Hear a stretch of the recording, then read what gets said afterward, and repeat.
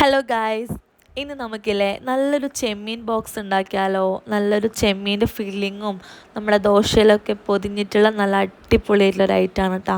അപ്പോൾ എങ്ങനെയാണ് ഉണ്ടാക്കുന്നതെന്ന് നോക്കാം. ഈ ചെമ്മീൻ വെച്ചിട്ട് മാത്രമല്ല കേട്ടോ, നമുക്കിത് ചിക്കൻ വെച്ചിട്ടും ബീഫ് വെച്ചിട്ടും ഒക്കെ ഉണ്ടാക്കാം. ഞാനിപ്പോൾ ചെമ്മീൻ എടുത്തതേ ഉള്ളൂ. അപ്പോൾ ഞാൻ എടുത്തിട്ടുള്ളത് കുറച്ചൊരു വലിയ ചെമ്മീനായിപ്പോയി. ചെറിയ ചെമ്മീനായിരിക്കും ഏറ്റവും നല്ലത് കേട്ടോ. അപ്പോൾ കുറച്ച് വലുതായതുകൊണ്ട് തന്നെ ഞാനിപ്പോൾ ഇതുപോലെ നടുക്കുന്നൊന്ന് കട്ട് ചെയ്തെടുക്കുന്നുണ്ട് കേട്ടോ. അപ്പോൾ ചെറിയതാണെങ്കിൽ നല്ലതായിരിക്കും, കാരണം നമ്മൾ മസാല പെരക്കുന്ന സമയത്ത് പൊട്ടിപ്പോകാൻ ചാൻസ് ഉണ്ട് ദോശയൊക്കെ.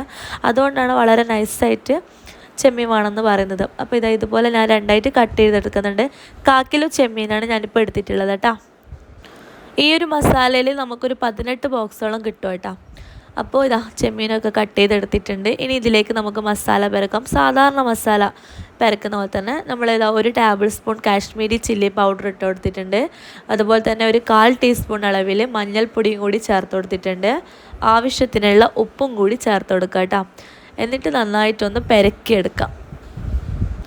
ചെമ്മീൻ എപ്പോഴും നമ്മൾ മസാലയിൽ ചെമ്മീൻ അത് ഫ്രൈ ചെയ്യാണ്ട് ഇടുന്നതും ഫ്രൈ ചെയ്തിട്ട് ഇടുന്നതും രണ്ടും രണ്ട് ഡിഫറൻസാണ്. എനിക്ക് തോന്നുന്നു നല്ല ടേസ്റ്റി ആയിട്ട് എനിക്ക് തോന്നിയത് ചെമ്മീൻ ഫ്രൈ ചെയ്തിട്ട് ഇടുമ്പോഴായിരിക്കും. അപ്പോൾ അതുകൊണ്ട് തന്നെ ഉപ്പും മുളകും മഞ്ഞളും ഇട്ടിട്ട് ഒന്ന് പെരക്കിയെടുക്കുക. അതിന് ശേഷം നമുക്കിത് ഷാലോ ഫ്രൈ ചെയ്തെടുക്കാം കേട്ടോ. അപ്പോൾ ഫ്രൈ പാൻ അടുപ്പത്ത് വെക്കുക. അതിലേക്കൊരു 2 ടേബിൾ സ്പൂൺ വെളിച്ചെണ്ണയോ അല്ലെങ്കിൽ സൺഫ്ലവർ ഓയിലോ ഒഴിച്ച് കൊടുക്കുക. അതൊന്ന് ചൂടായി വരുമ്പോൾ നമ്മൾ പെരക്കി വെച്ചിട്ടുള്ള ഈ ഒരു ചെമ്മീൻ ഇട്ട് കൊടുക്കുക കേട്ടോ. എന്നിട്ടൊരു മീഡിയം ഫ്ലെയിമിൽ ഒരു 5 മിനിറ്റോ 6 മിനിറ്റോ നന്നായിട്ടൊന്ന് ഫ്രൈ ചെയ്തെടുക്കുക കേട്ടോ.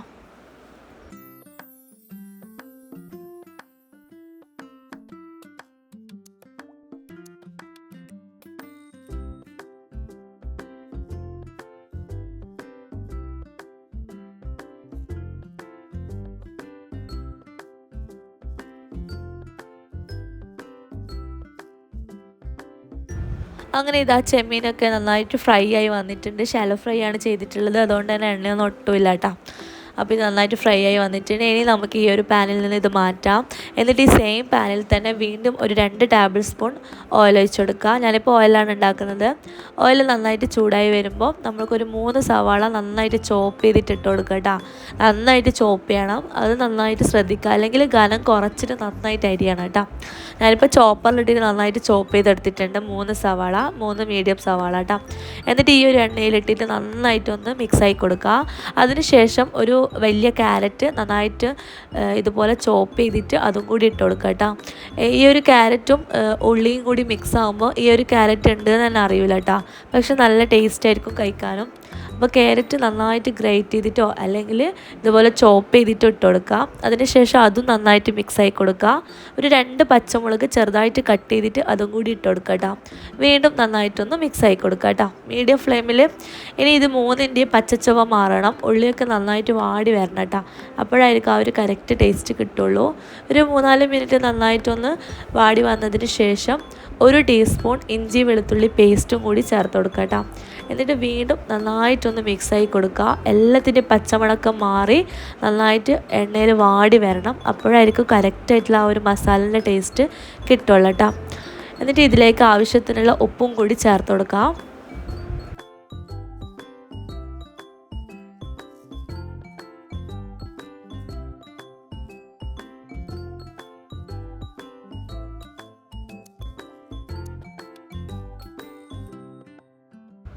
അങ്ങനെ സവാളയൊക്കെ നന്നായിട്ട് വഴന്നു കഴിഞ്ഞാൽ ഇതിലേക്ക് ഒരു പിടി കറിവേപ്പില ചെറുതായിട്ട് കട്ട് ചെയ്തിട്ട് ഇട്ട് കൊടുക്കുക കേട്ടോ. എന്നിട്ട് അതും കൂടി നന്നായിട്ടൊന്ന് മിക്സായി കൊടുക്കാം.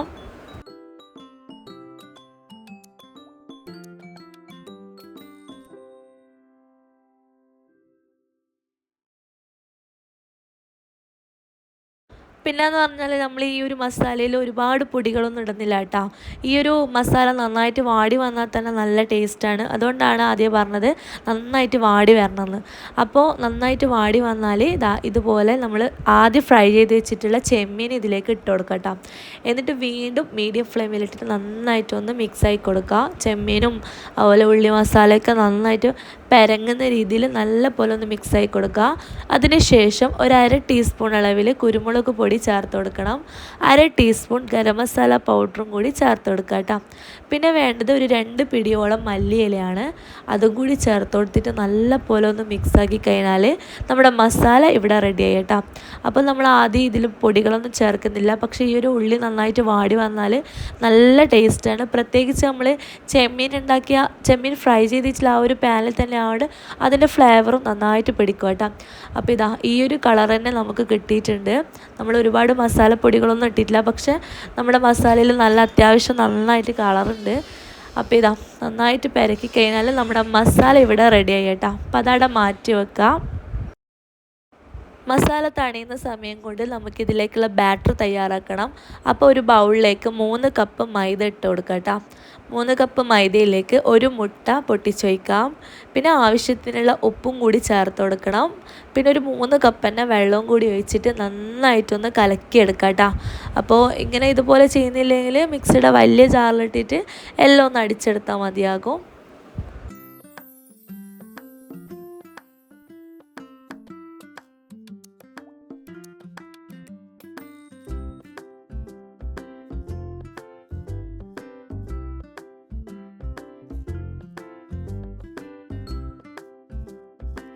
അപ്പം നമ്മുടെ ദോശയുടെ ബാറ്റർ എന്ന് പറയുന്നത് നല്ല ഫ്ലോയിങ് കൺസിസ്റ്റൻസിലായിരിക്കണം. അപ്പോഴായിരിക്കും ദോശ നന്നായിട്ട് കിട്ടുള്ളൂ. ഒരുപാട് കട്ടിയിൽ നമ്മൾ ഇതുപോലെ ആക്കരുത്. നല്ല ലൂസായിട്ട് തന്നെ നമ്മൾ മാവ് കലക്കണം കേട്ടോ. ഇനി സാധാരണ നമ്മൾ ദോശ ഇടുന്ന പോലെ തന്നെ ഒരു ദോശൻ്റെ പാന് അടുപ്പത്തേക്ക് വെക്കുക. അത് നന്നായിട്ടൊന്ന് ചൂടായി വരുമ്പോൾ നമുക്കിതാ ഓരോ മീഡിയം ഫ്ലെയിമിലിട്ടിട്ട് നമുക്ക് ഓരോ ദോശയായിട്ട് ഇതുപോലെ ചുട്ടെടുക്കാം കേട്ടോ. ഈ ഒരു ബാറ്ററിൽ എനിക്ക് മൊത്തം 18 ദോശയാണ് കിട്ടിയിട്ടുള്ളത്. നമ്മളെടുക്കുന്ന പാനിനനുസരിച്ചിട്ടും നമ്മൾ ചുടുന്ന ദോശക്കനുസരിച്ചിട്ടും അളവ് മാറ്റം വരും കേട്ടോ. അങ്ങനെ ഇതാ ദോശ മൊത്തം ചുട്ടെടുത്തിട്ടുണ്ട്. ഇതുപോലെ ആയിരിക്കണം നമ്മൾ ദോശ ഇട്ടേണ്ടത്. ഒരുപാട് തിന്നായിട്ടുമല്ല, ഒരുപാട് തിക്കായിട്ടുള്ള, സാധാരണ നമ്മൾ ദോശ ഇടുന്ന പോലെ തന്നെ. ഇനി നമുക്കിതിൻ്റേക്കുള്ള ഒരു കൂട്ട് തയ്യാറാക്കണം. അതിനായിട്ട് ഒരു 2 മുട്ട ഒരു ബൗളിലേക്ക് പൊട്ടിച്ച് വയ്ക്കുക. അതിലേക്ക് ഒരു 1/2 ടീസ്പൂൺ കുരുമുളക് പൊടിയും ഒരു 2 നുള്ളു ഉപ്പും കൂടി ചേർത്തിട്ട് നല്ല പോലെ ഒന്ന് കലക്കിയെടുക്കാം. അപ്പോൾ അതവിടെ മാറ്റി വെക്കാം. ഇനി നമുക്ക് ഓരോ ബോക്സ് ആക്കിയിട്ട് ഉണ്ടാക്കിയെടുക്കാം. അപ്പോൾ ഒരു ദോശ ഒരു പ്ലേറ്റിലേക്ക് വെക്കാം. അതിലേക്ക് നമ്മൾ ഉണ്ടാക്കി വെച്ചിട്ടുള്ള മസാല ഉണ്ടല്ലോ, ഈ ഒരു മസാല ഇതിലേക്ക് 1-2 ടേബിൾ സ്പൂൺ ഇതിലേക്ക് ഇട്ട് കൊടുക്കാം കേട്ടോ. അതിനുശേഷം വീഡിയോ കാണുന്ന പോലെ നമുക്ക് ഫോൾഡ് ചെയ്തെടുക്കാം. പെട്ടെന്ന് റെഡി ആവും കേട്ടോ. ഭയങ്കര സിമ്പിളാണ്.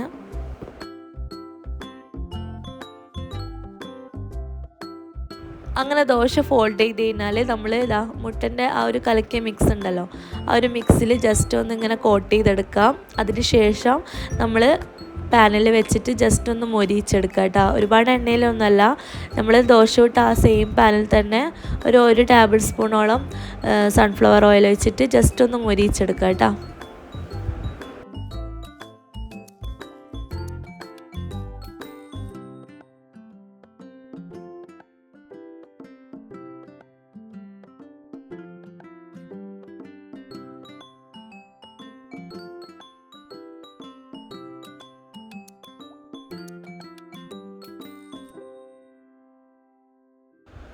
അങ്ങനെ 3 ബോക്സ് ആക്കി ഇട്ടിട്ട് നമ്മളൊരു 2-3 മിനിറ്റ് കഴിഞ്ഞിട്ട് ഒരു ഭാഗം ഒന്ന് മൊരിഞ്ഞ് കഴിഞ്ഞാൽ അതൊന്ന് തിരിച്ചിട്ട് കൊടുക്കുക.